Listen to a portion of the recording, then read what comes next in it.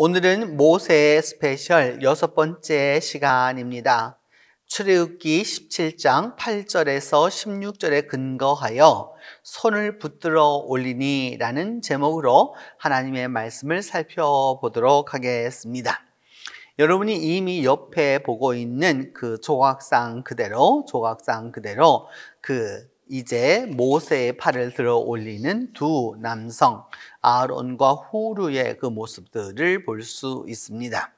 이는 독일에 있는 우리 평화교회라고 하는 우리 개신교회의 그 예배당에 안치되어 있는 것입니다. 바로 그 장면을 보면서 구체적으로 오늘 우리에게 손을 들어 올리니라고 하는 말씀이 어떤 의미인지를 살펴보도록 하겠습니다. 우선 이 출애굽기 17장에 오기 이전에 출애굽기 16장에서 이들은 어떤 일을 하고 있었는지를 우리가 살펴볼 필요가 있습니다. 그들이 이제 드디어 홍해를 건넌 다음 이제 엘림에 이르렀는데 엘림은 오아시스 지대였습니다. 그래서 거기에 샘이 12개가 있었고 종려나무 70구가 자라고 있어서 거기 그 물 곁에 사람들이 이제 그 장막을 치게 되었습니다. 그래서 그 모습은 여러분이 보시는 대로 지금 보면은 이게 가까이서 보면 이렇게 된 모습이고요. 조금 멀리서 보면 저 종려 성읍 이게 쭉 종려 나무가 있는 것이 쫙 보이게 되고, 종려나무가 있다라고 하는 것은 곧 물이 있다라고 하는 것에 대한 반증이라고 할 수 있습니다. 이렇게 이들이 이제 그 엘림을 떠나서 그들이 도착한 곳은 어디였느냐? 신광야의 르비딤이라고 하는 곳이었습니다.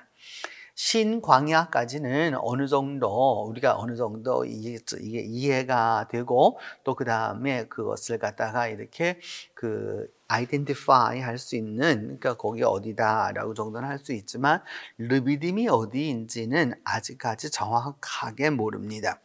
르비딤이라고 하는 말은 우리에게 아주 뚜렷하게 다가오지만 정말 르비딤은 어디였는가라고 하는 부분에서 여러 가지 생각을 하게 됩니다. 엘림을 떠나서 이제 이들이 르비딤을 향해서 가고 있는데, 그 신광야에 있는 르비딤의 모습을 보면 이처럼 황량스럽습니다. 물이라고는 찾아볼 수 없고 또 그런 것들을 구하기도 어려운 바로 그런 상황이었던 것이죠. 그래서 오늘날 와디 페이란이라고 말하는 이제 이쪽 지역에 있어서 바로 여기가 아니었을까라고 하는 이제 현대 학자들의 추정들이 있게 되는 것이죠. 왜 이와 같이 그렇게 유명한 장소를 특정하지 못하느냐 하는 것에는 출애굽에 가는 길이, 백성들이 갔던 길이 어떤 길이었느냐라고 하는 것입니다.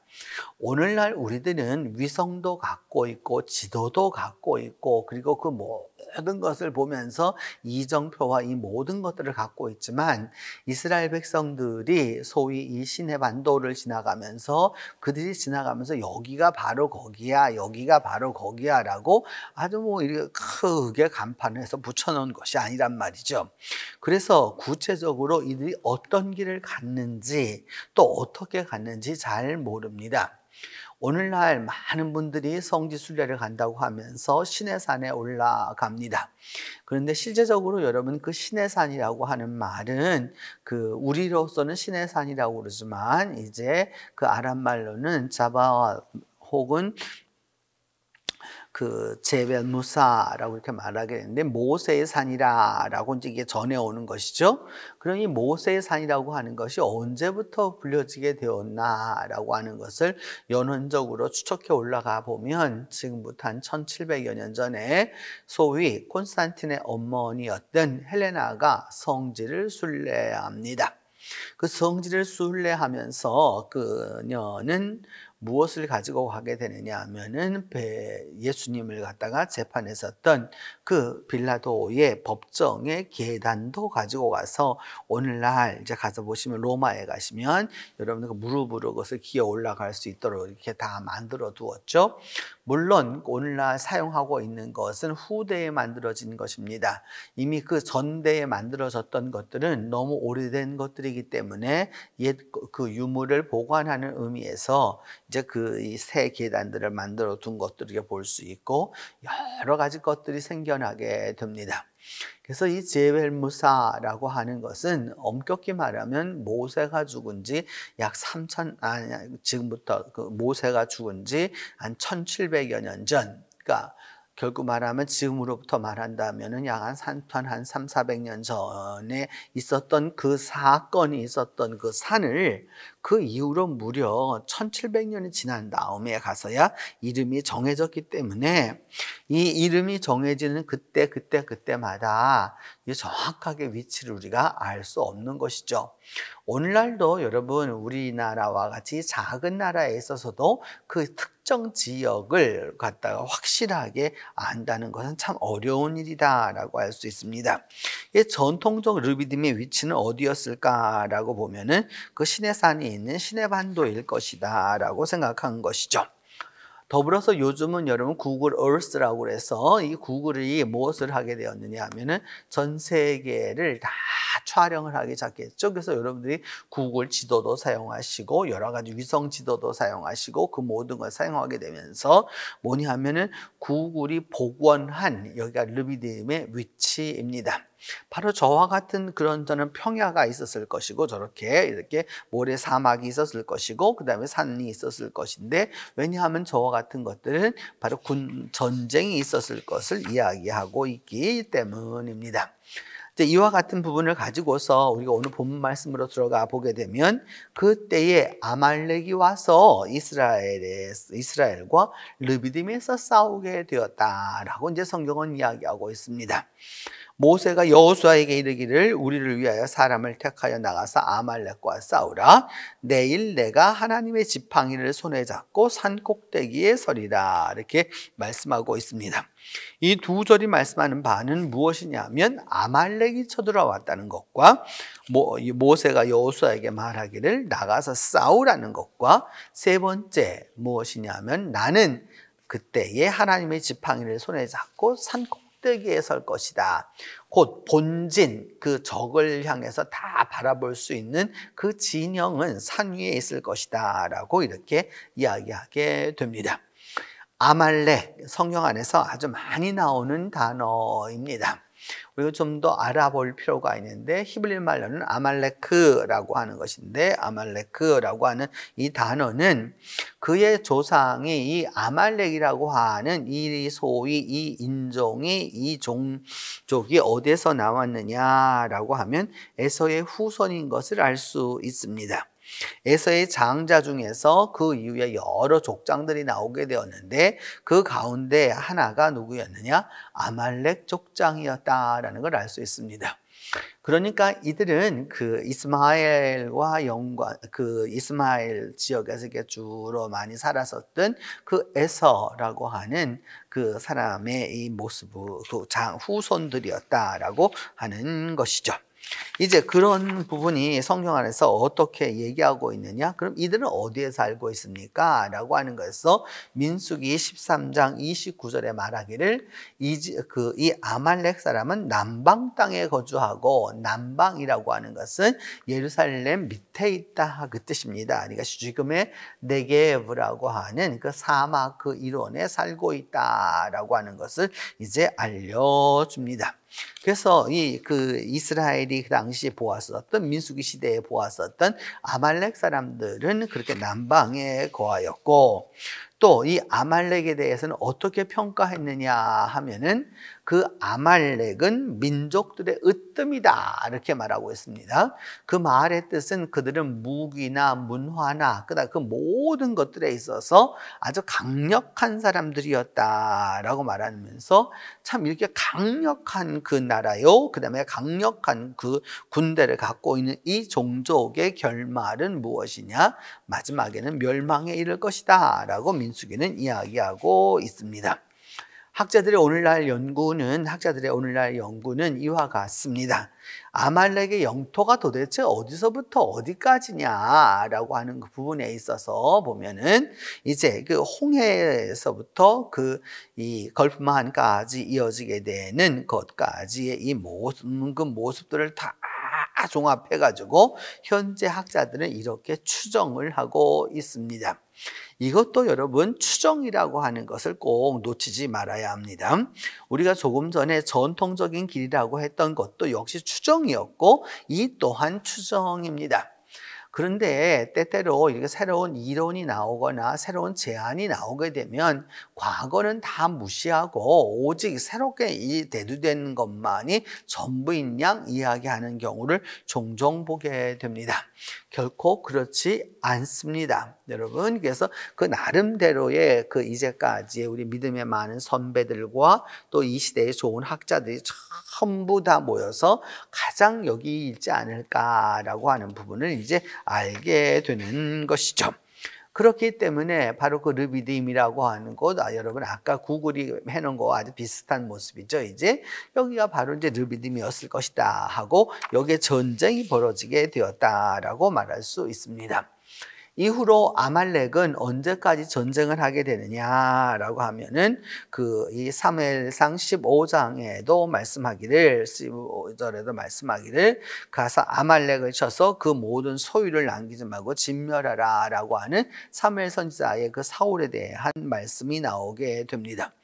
이는 모세 이후에 무려 300년이 넘게 지나고 난 다음에 가서도 아직까지 아말렉은 이스라엘에 계속되는 그러한 존재였다라는 걸 알 수 있습니다.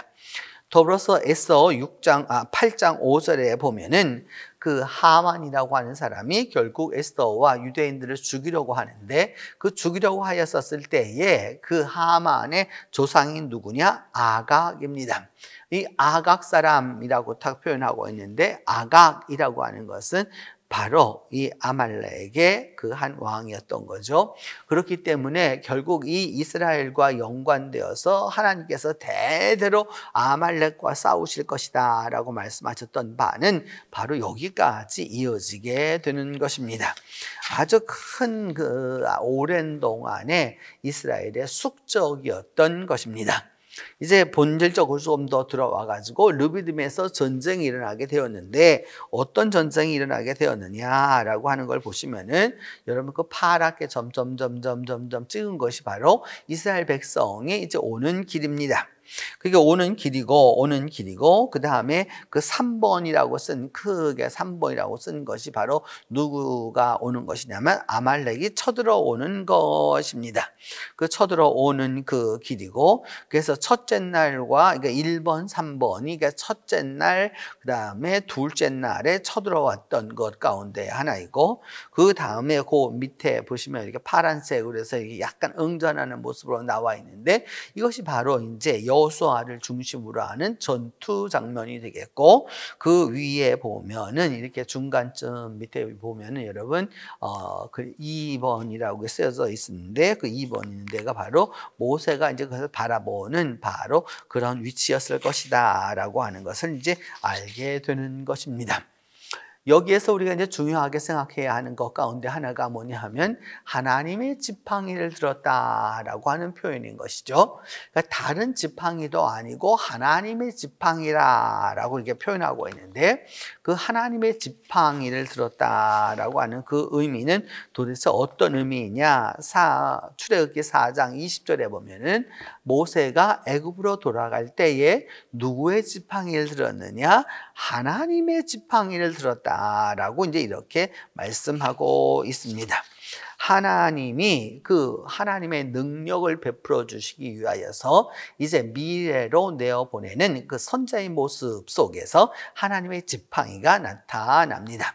또한 더불어서 출애굽기 7장 10절에 보면 여러분이 이제 많이 알고 계시는 뱀의 기적이죠. 이제 바로 앞에 가서 드디어 가서 지팡이를 던지니까 뱀이 되었다라고 했었을 때에 그 바로 하나님의 기적으로 사용되었었던 바로 그 지팡이입니다. 출애굽기 14장 6절에는 여러분 그 유명한 이야기죠. 홍해를 가릴 때 지팡이를 들고 손을 바다 위로 내밀어라 라고 하셨을 때에 그때 하나님께서 말씀하셨던 바로 이 지팡이입니다. 이런 지팡이를 가지고 이렇게 하라고도 또한 말씀하셨고, 민수기 20장 11절에도 보면은 드디어 손을 들어서 그 지팡이로 반석을 2번 쳤다라고 하는 그 유명한 이야기 나오게 되죠, 여러분. 그래서 물이 나오게 되었던 무리바 사건에 바로 이야기에도 사용되었었던 바로 그런 것입니다. 이와 같은 뜻은 무슨 의미를 의미하는 거냐? 이제 모세가 이 하나님의 지팡이를 들고 산 위에 올라가겠다라고 하는 그 말은 그 지팡이만을 가지고 가겠다는 것이 아니라 그 지팡이와 함께하고 계시는 하나님의 능력을 의뢰했고, 그 지팡이와 함께하고 계시는 하나님의 권능을 신뢰했고, 그 지팡이를 통해서 역사해 오신 하나님의 기적을 다시 한번 경험할 수 있는 바로 그런 부분이 있다라고 하는 것을 이제 말씀하는 거라고 할 수 있습니다. 이제 드디어 전쟁이 시작됩니다. 여호수아가 모세의 말대로 나가서 아말렉하고 싸웠고, 모세와 아론과 훌은 산 꼭대기로 올라갔습니다.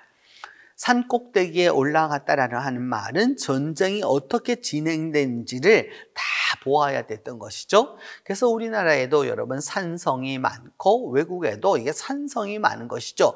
적을 바라볼 수 있는 시야를 확보하겠다는 그 뜻이 그곳에 있습니다.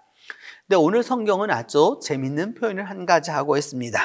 모세가 이게 손을 들면은 이스라엘이 이기고, 또 모세가 손을 내리면 아말렉이 이기는, 그러니까 이스라엘은 지게 되는 그런 현상이 벌어지게 되었습니다. 오늘날과 달리 옛날 전쟁은 여러분 시간이 굉장히 많이 오랫동안 걸리는 것이었죠. 그래서 그날도 뭐였느냐 하면은 여러분 모세가 아침부터 이 팔을 들고서 이렇게 이거 있는데 너무 이 팔이 힘들어서 이 팔을 계속 들고 있을 수 없는 그런 입장이 되자, 아론과 훌은 어떤 일을 사용하느냐? 모세의 아래에 돌을 가져다가 놓고 모세를 거기다가 앉혔다라고 이제 얘기하고 있습니다. 이제 이 사람이 더 이상 서 있는 그런 여러 가지 것들이 힘이 너무 든다 그 말이죠. 그러면서 아론과 훌이 한 사람은 이쪽에서 한 사람은 저쪽에서 모세의 손을 붙들어 올렸다. 그리고 그 손은 어떻게 되었느냐? 해가 지도록 내려오지 않았다라고 이제 말씀하고 있는 것입니다. 이렇게 보면 소위 이 아말렉이라고 하는 사람들이 이제 그 전쟁을 일으키게 되었을 때, 제가 아까도 말씀드렸던 대로 이는 다 추정이라고 말씀드렸던 것이죠. 소위 그 수르 광야에 있어서 그 창세기 25장 그 18절에 나와 있는 말씀을 근거로 한다면 바로 저와 같은 모습들로 그려가야 합니다.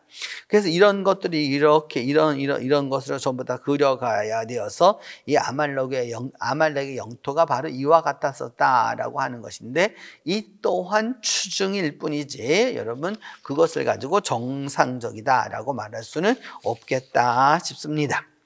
이제 전쟁이 시작되었고 그 전쟁에 앞서 싸우는 용사가 있었는데 바로 여호수아라고 하는 인물이었습니다.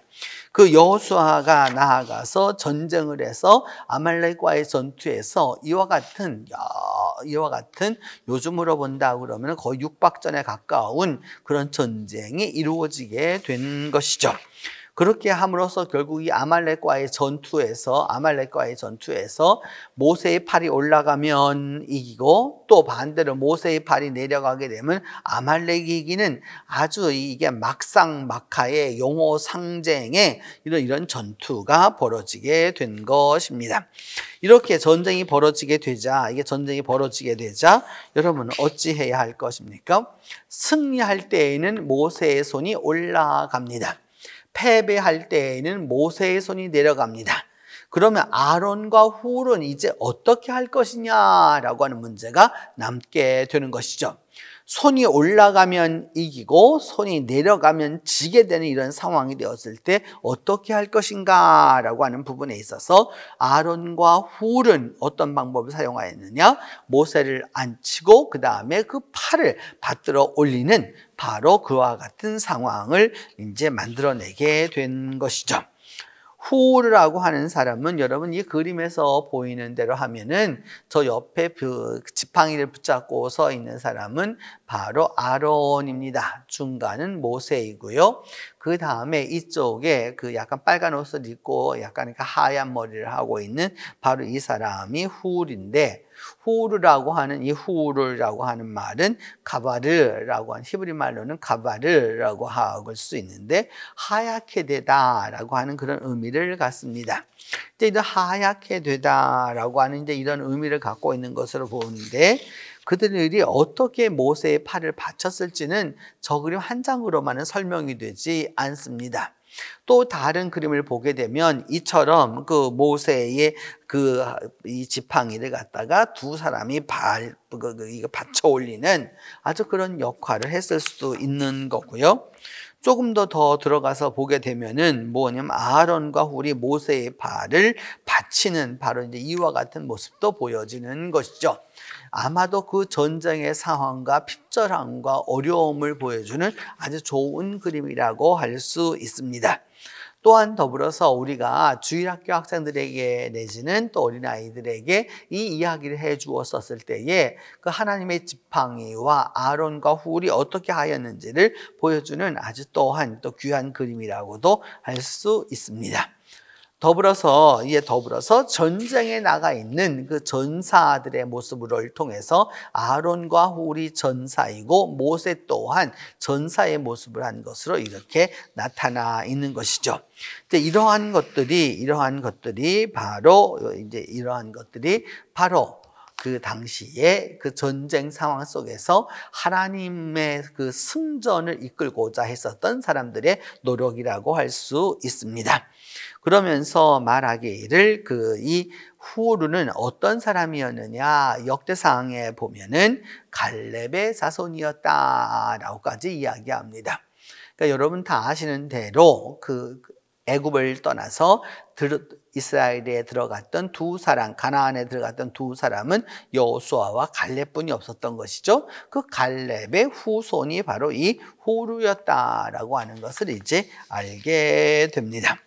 그러면서 모세는 이 아론과 훌에 대하여서 성경 안에서 여러 번에 걸쳐서 이야기하는데 뭐냐 하면은 이제 나한테를 내가 산에 올라가서 기도하고 뭐 이런 거 할 때까지는 가만히 있고 그 다음에 문제가 생기면 아론과 훌을 여기다 두고 가니까 그들의 말에 꼭 듣고 나아가서 그대로 행하라 라고 이제 이렇게 이야기하게 되는 것이죠. 바로 이 모습들이 뭐냐면 모세의 대언자로서 모세를 하는 바로 이제 그러한 대신하는 그런 모습이라고 할 수 있습니다. 이제 전쟁이 이와 같이 진행되고 있었을 때에 오늘 성경 13절로 16절은 바로 여호와 니시의 하나님을 이제 말씀하게 됩니다. 여호수아가 칼날로 그 아말렉의 백성들을 다 쳐서 무찌르고 이제 그러자 여호와께서 말하기를 이 모든 것을 책에 기록해서 기념하게 하고 그 여호수아의 기억 외워 들리라라고 이제 말씀합니다.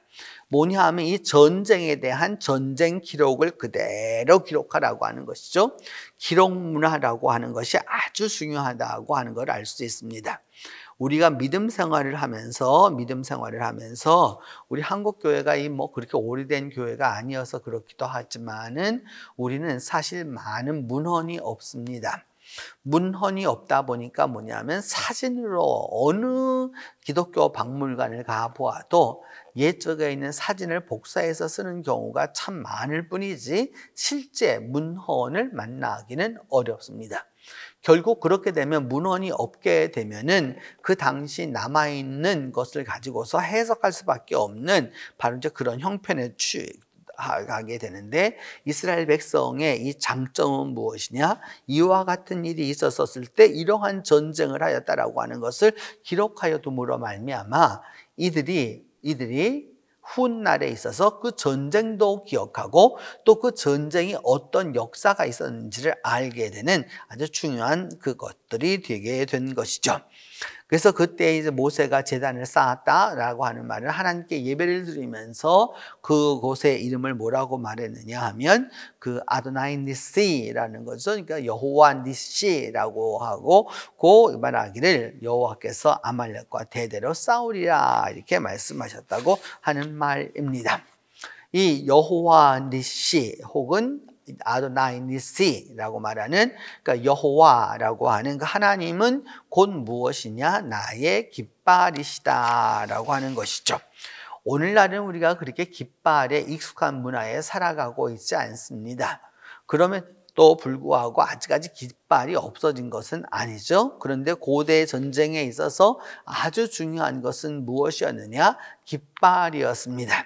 깃발을 빼앗겼다 곧 패배를 의미하는 것이고 깃발을 세웠다라고 하는 것은 그 전쟁에 이겼다라고 하는 것이죠.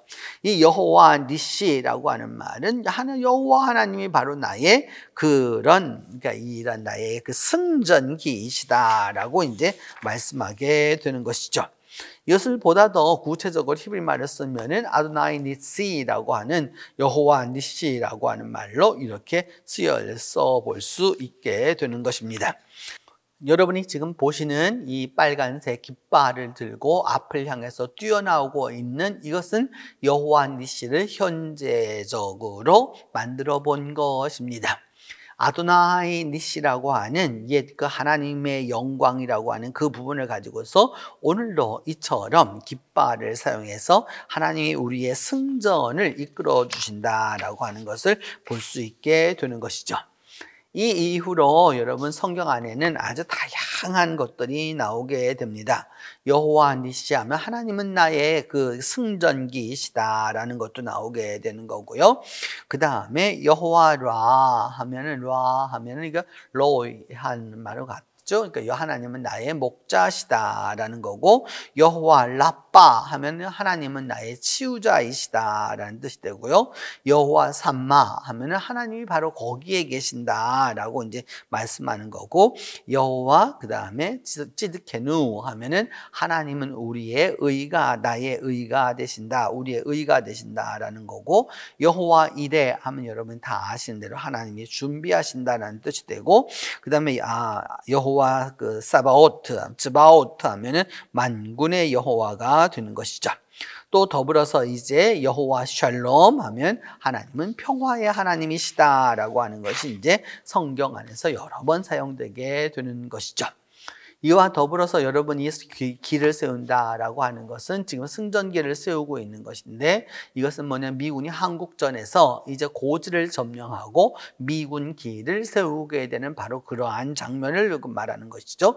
이제 이 적진에서 이 깃발을 세우게 되었다라고 하는 것은 곧 승리를 의미하고 승전을 의미하고 적을 제압했다라고 하는 이제 의미가 되는 것이죠.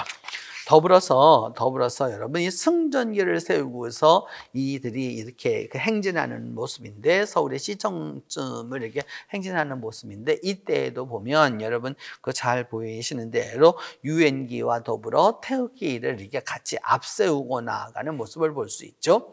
지금부터 70여 년 전 이 땅에 있었던 그 승전의 모습을 이제 볼 수 있는 것이죠. 더불어서 그 깃발을 세울 때에도 여러분 우리나 이 미군이 와서 이게 전체적으로 많은 부분을 도와주었지만은 그때에도 역시 우리 한국기를 계속해서 이것을 갖다가 이렇게 같이 해줌으로써 그 승전기를 다는 그 모습들을 이렇게 보여주었습니다. 이걸 통해서 우리가 기억해 두어야 되는 것은 하나님은 어떤 하나님이시냐? 승리하시는 하나님이라는 사실입니다. 출애굽기 15장 1절에도 말하기를 뭐라고 얘기하였느냐? 하나님을 찬송하는데 하나님은 어떤 분이냐? 그 말과 그 탄자를 다 바다에 집어넣으셨다라고 하는 그런 승전의 그 인물이다라고 하는 것을 이제 말씀하고 있는 것이죠. 신명기 20장 4절에 보면은 너희 하나님 여호와는 너희 적군과 싸우실 것이다 라고 이제 말씀하고 있는 것입니다. 역대상 29장 11절은 말하기를 뭐라고 얘기하고 있느냐 하면은 모든 게 다 하나님께 승리와 이 모든 것들이 다 하나님께 속하였다라고 말하면서 이제 그와 같은 것을 말씀하고 있는 것이죠. 시편 20편 5절은 말하기를 우리가 하나님의 이름으로 깃발을 세우리니 그런 것은 왜 그러냐? 하나님이 우리에게 주셨던 그 승전이 있었다라고 하는 것을 이미 전제하고 있는 것입니다. 그래서 시편 65편 2절은 말하기를 기도를 들으시는 주여 우리 육체가 모두 죽게 나오겠다라고 하는 말씀으로 이제 나오는 것입니다. 결국 이 부분을 통해서 우리가 기억해야 두어야 될 것은 무엇이냐? 하나님과 연관되어서 하나님의 능력을 받고 있는 모세가 있습니다. 그를 도와주는 아론과 훌이 있습니다. 그리고 직접 전장에 나가서 전장에 싸우고 있는 그 장수 여호수아와 그리고 이스라엘 백성들이 또 있습니다. 그렇게 함으로써 이 전쟁은 하나님의 전쟁이고 곧 기도의 전쟁이고 또한 더불어서 하나님께서 함께 해주시는 믿음의 전쟁이다라고 하는 것을 우리가 알 수 있습니다. 오늘날도 여러분 별반 다르지 않죠? 사도행전 2장 42절을 말하기를 초대교회는 어떻게 했느냐? 사도의 가르침을 받아서 서로 교제하고 같이 빵을 먹고 뭐 하였느냐? 오로지 기도하기를 힘썼다라고 이렇게 이야기하고 있습니다. 골로새서 4장 2절은 말합니다. 이제 기도를 계속하고 기도에 감사함으로 깨어있으라 라고 이제 말씀합니다. 여러분 오늘 이 수요 예배를 통해서 말씀드리고자 하는 것은 이제 우리 한국교회에 지나온 길을 돌아보면 우리의 한두 세대 전만 해도 마루에 조금 한한 겨울에 추운 마루에도 거기에 방석 하나를 깔아놓고서 여러분 하나님 앞에 엎드려서 눈물로 기도했던 바로 그런 교회가 한국교회입니다. 근데 한 세대 전부터는 어떻게 된 노릇인지 서양의 그 화려한 예배당과 또 그리고 그 관광지화된 그 예배당을 바라보면서 그것을 흠모했고 그렇게 되기를 바라서 오늘날 우리는 다시 원초적으로 돌아올 수밖에 없게 된 것이죠. 여러분 기도를 무시해서는 안 되는 것이고요. 우리가 지금이라도 우리 믿음의 선배들처럼 그 작은 마루에서 정말로 눈물을 흘려 기도하던 그 기도가 우리에게 지금 아주 절실하다고 할 수 있습니다. 이 르비딤 싸움에서 결국 이 모세와 이스라엘 백성은 승리하였지만 오늘날 우리가 만나고 있는 이 르비딤에서는 우리의 전쟁이 승리할 수 있느냐 없느냐는 어디에 달려 있느냐? 기도에 달려 있다라고 하는 것을 말씀드릴 수 있습니다. 여러분 아무리 지식을 가르쳐도 아무리 거기에 기술을 가르쳐도 아무리 좋은 선생님을 대주어도 아무리 자기의 그것을 갈 길을 열어준다고 해도 기도 없이 하는 것은 아무 일이 될 수 없습니다. 오늘 성경은 그래서 기도에 감사함으로 깨어있으라 라고까지 이야기하는 것입니다. 더불어서 그 기도라고 하는 것은 우리가 함께 같이 기도해야 하는 것이죠. 우리 하나님이 너희를 그 부르심에 합당한 자로 여기시고 이렇게 말씀하고 있는 데살로니가전서의 말씀을 통해서 내 기도가 중요한 것이 아니라 나를 통해서 우리 공동체가 바로 설 수 있도록 기도하는 것이 중요하다라고 할 수 있습니다. 그래서 성경은 야고보서 5장 16절에 말하기를 서로 기도하라. 의인의 간구는 역사하는 힘이 크다라고까지 말씀하게 되는 겁니다. 혼자 기도할 것이 아니라 같이 기도하라라고 이제 말씀하고 있는 것이죠. 바로 이것이 오늘 본문을 통해서 우리에게 말씀하시고자 하는 바입니다. 성도 여러분, 오늘도 아말렉은 우리에게 다가옵니다. 그리고 그 아말렉은 오늘뿐만 아니라 앞으로도 계속해서 다가올 것입니다. 그 아말렉이 다가왔었을 때에 어떻게 할 것이냐?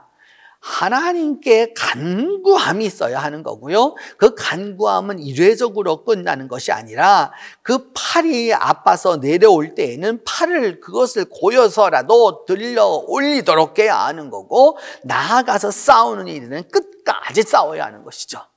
그렇게 기도하는 전쟁, 그렇게 기도함으로 승리하는 전쟁, 그렇게 기도함으로 하나님과 함께하는 전쟁이 될 때에야 진정한 승리가 우리에게 다가오는 것입니다. 여호와 니시의 하나님, 여호와 니시의 하나님은 오늘도 살아계셔서 우리가 처하고 있는 이 르비딤의 수많은 아말렉의 적군들을 물리치고 이기고 승리할 수 있도록 우리와 함께하고 계시는 것입니다. 기도합니다.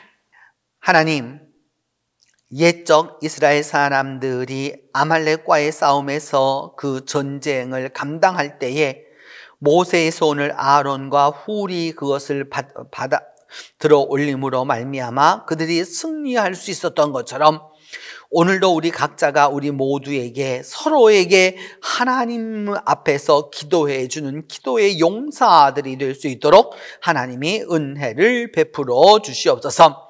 그리함으로써 하나님과의 관계가 먼저 바로되고 하나님의 능력이 바로되어서 그리함으로 말미암아 전쟁에 나가서 승리하는 우리 모두가 될 수 있도록 주께서 역사하여 주시옵소서. 자비로우신 하나님, 그리함으로 말미암아 우리 모두가 믿음 안에서 승리하게 하여 주시고, 그렇게 함으로 말미암아 주님 안에서 행복을 얻으며 살아갈 수 있도록 주께서 도와주시옵소서. 자비로우신 하나님, 이제 간절히 간구하고 기도하는 것은 21세기 아말렉을 당하여서 르비딤에서 싸우고 있는 우리 성도들 모두를 기억하사 모세의 하나님이 함께하여 주시고 여호수아의 하나님이 함께하여 주셔서 기도로 승리하며 기도로 결과를 얻는 우리 모두가 될 수 있도록 주께서 은혜를 베풀어 주옵소서. 우리 주 예수 그리스도의 이름으로 기도합니다.